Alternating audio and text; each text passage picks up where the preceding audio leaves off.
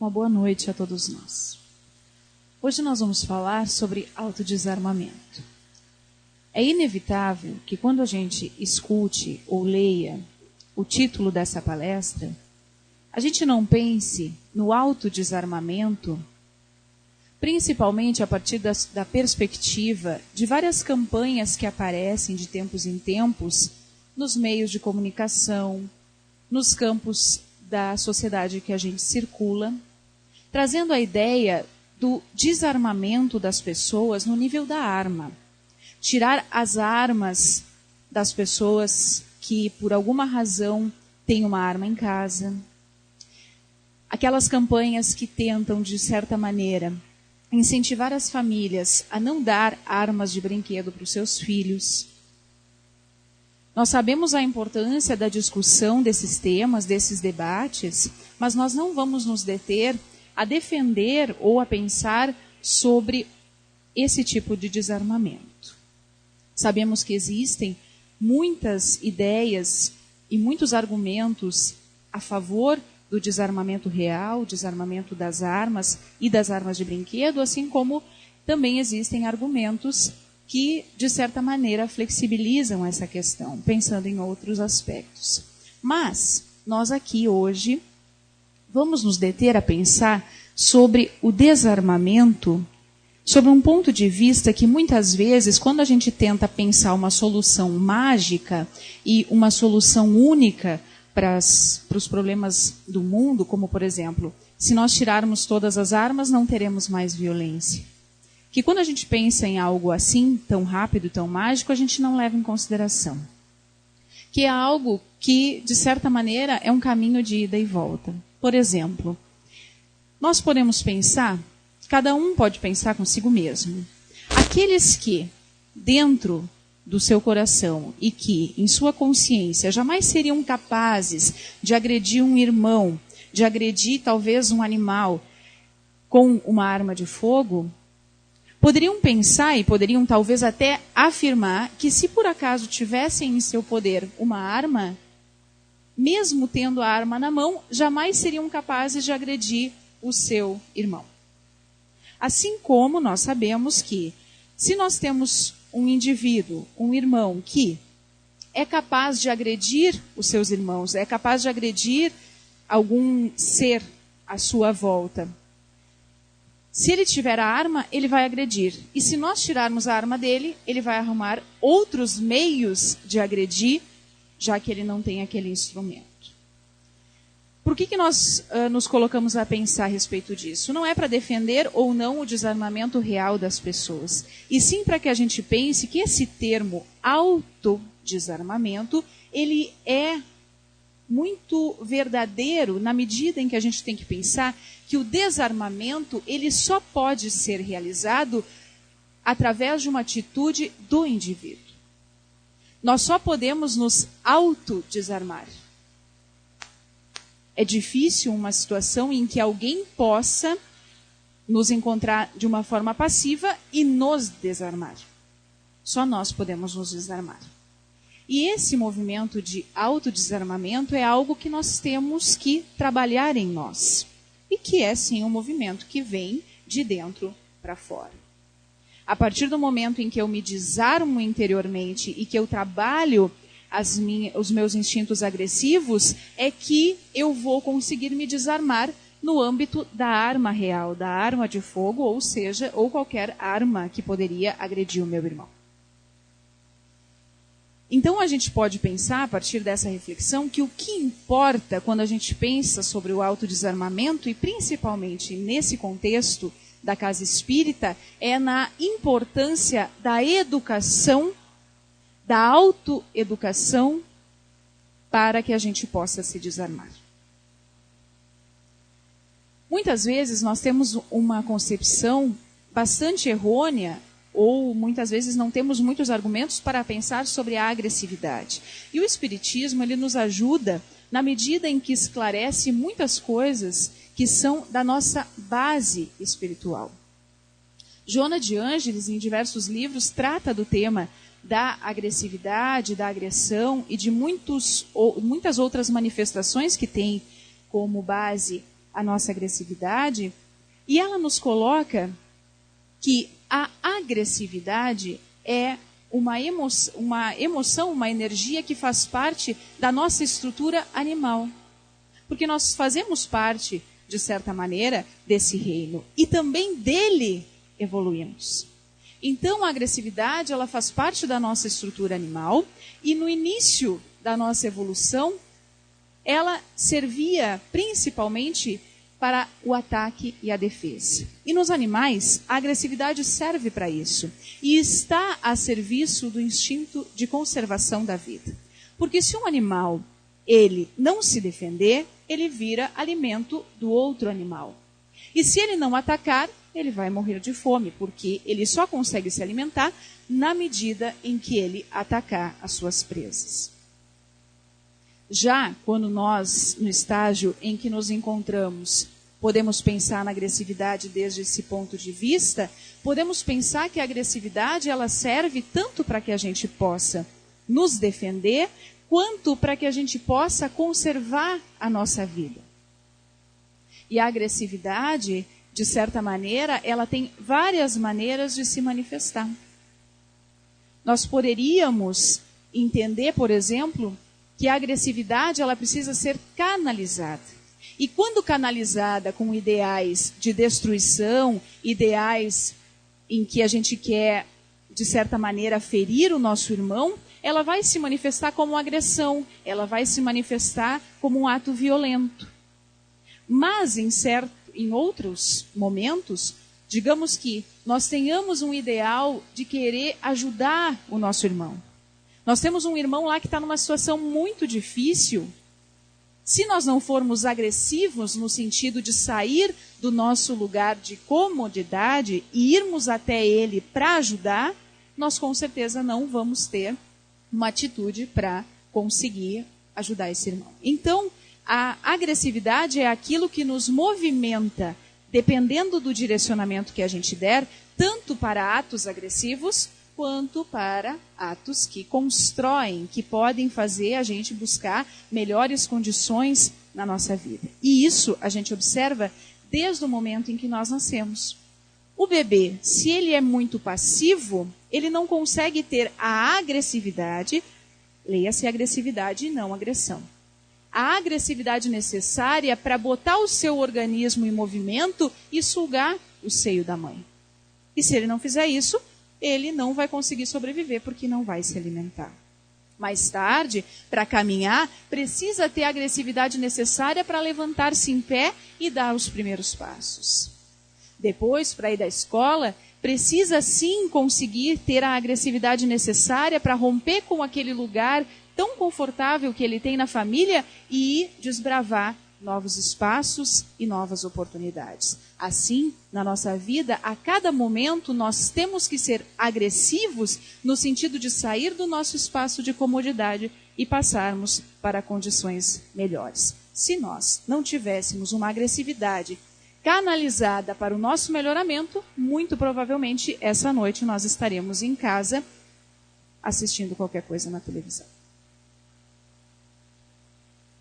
Então nós podemos dizer que, assim como a agressão,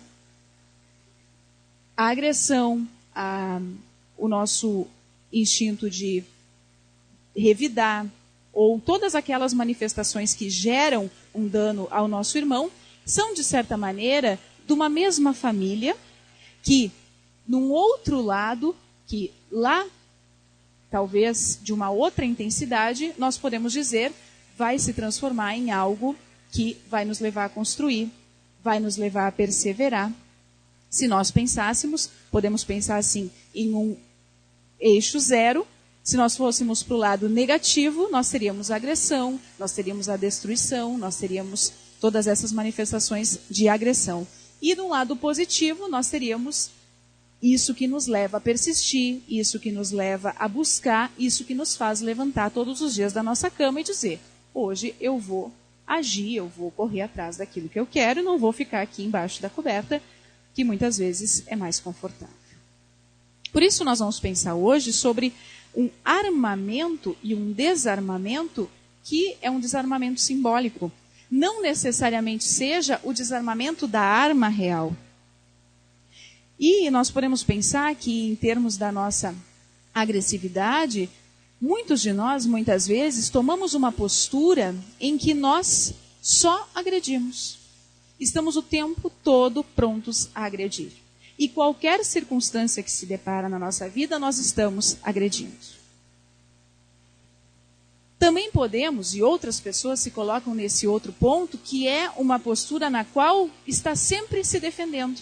Está armado porque está sempre se defendendo de alguma coisa. Então, quaisquer circunstâncias que se apresentem, trazendo novas oportunidades, o indivíduo está armado, ele se fecha para aquilo que se apresenta na sua vida.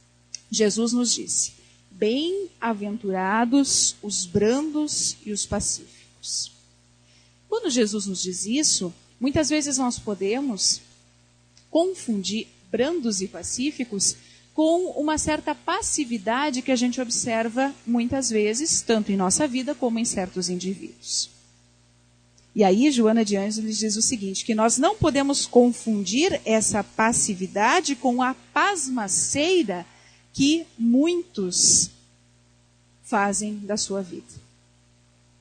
Passividade não é a gente ficar numa condição passiva e fazer da nossa vida algo que não tem nenhum desafio, não tem nenhum problema a ser resolvido, mas também não tem nenhum crescimento, não tem nenhuma emoção a ser vivenciada. Quando alguma situação chega até nós que nos agride, se o meu irmão me agride ou se algo me acontece que nessa situação eu me sinto bastante agredido, o impulso de raiva, de certa maneira, ele é natural num primeiro momento. Porque esse impulso, ele me faz estar alerta para algo que pode ser destrutivo para mim. Então eu preciso, num primeiro momento, conseguir estar nesse estado de alerta. Mas muitas pessoas, quando se sentem agredidos e sentem com raiva do outro, agem sem pensar. E antes mesmo da agressão do outro terminar, já está agredindo, como uma resposta automática. Quando a gente faz isso, a gente está respondendo por um sentimento que é o nosso orgulho. Eu não levo desaforo para casa. Em mim, comigo, ninguém agrede. A gente muitas vezes tem essa postura.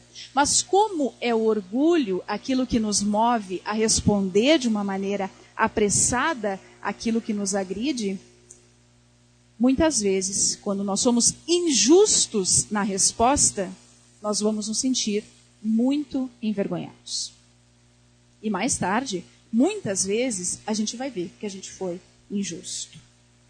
E se a gente pudesse gravar a cena na qual a gente se deixou tomar pela cólera e respondemos de uma maneira precipitada àquela agressão, se nós pudéssemos filmar e assistir, com certeza nós não íamos conseguir olhar, porque a gente ia se sentir muito envergonhado daquela situação. Nem precisamos assistir. Só o fato de lembrar daquele momento já nos faz, depois que nós pensamos melhor, depois que nós ficamos sabendo das reais motivações que levaram aquela pessoa a nos agredir, depois da gente entender muitas vezes que quem errou primeiro fomos nós, aí sim a gente começa a se sentir envergonhado. Sem contar que muitas amizades, muitos amores, muitas relações e muitas oportunidades são perdidas na nossa vida porque nós respondemos de uma maneira precipitada aquilo que nós recebemos. Não nos damos o tempo de pensar.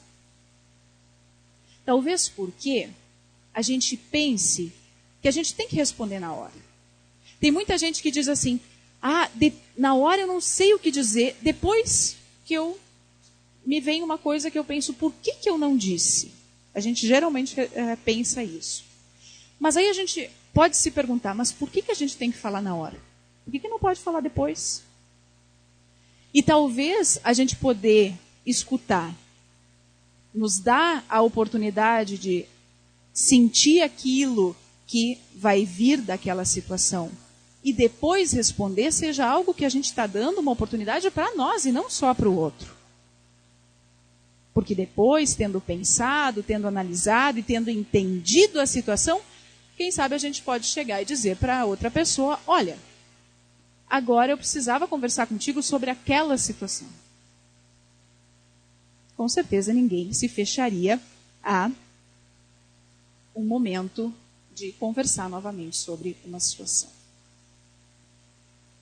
Digamos que, se nós formos avaliar o mal que fazem para nós, ou por que nós nos armaríamos?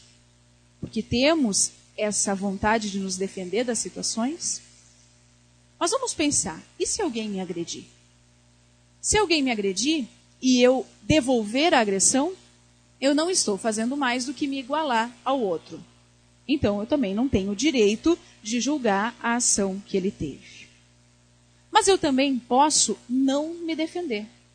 Não responder de uma maneira que, de certa maneira, respeite a minha individualidade. E isso pode nos fazer perder a oportunidade de aprender e ensinar junto com aquela pessoa naquele momento. Se eu simplesmente deixar que o outro me agrida, e eu ficar quieto no sentido de não problematizar a situação, eu posso perder uma oportunidade sublime de ensinar aquele irmão ou aprender com ele com aquela situação. Então nós temos que buscar um certo equilíbrio para a maneira que a gente vai receber as agressões do mundo exterior. Às vezes a gente reprime a nossa raiva. E no reprimir, a gente vai colocando essas emoções negativas para dentro e vai, de certa maneira, guardando isso dentro de nós de uma forma que estamos nos agredindo muito mais do que a própria agressão nos poderia agredir. Porque guardar esse tipo de sentimento é sim nos tornar e nos permitir tornar doentes. A raiva, a cólera que nós guardamos e que nós reprimimos, ela acaba por se manifestar no nosso corpo. E aí a gente vai ficando doente, daqui a pouco tem uma úlcera, e as dores de cabeça, e a gente não entende de onde que elas vêm. Sem contar que nenhuma raiva é totalmente reprimida. Existem pessoas que não falam nada na hora ou não respondem às agressões de uma maneira sensata, mas estão sempre alfinetando aquela pessoa que agrediu de uma maneira tão ou mais destrutiva do que se conversasse. Aí na hora não fala nada, mas quando tem a oportunidade, larga uma observação que destrói a pessoa e é como se fosse dar uma rasteira. Porque ela fica realmente derrubada emocionalmente.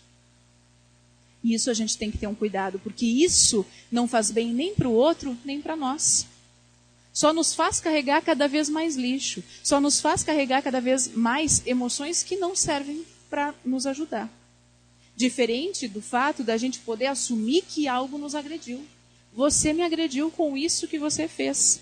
Vamos falar sobre isso? Talvez essa postura seja mais sensata para que a gente possa colocar ali a questão e não sair largando alfinetadas por aí que muitas vezes são mais agressivas do que a gente poder dizer para o outro que ele nos feriu.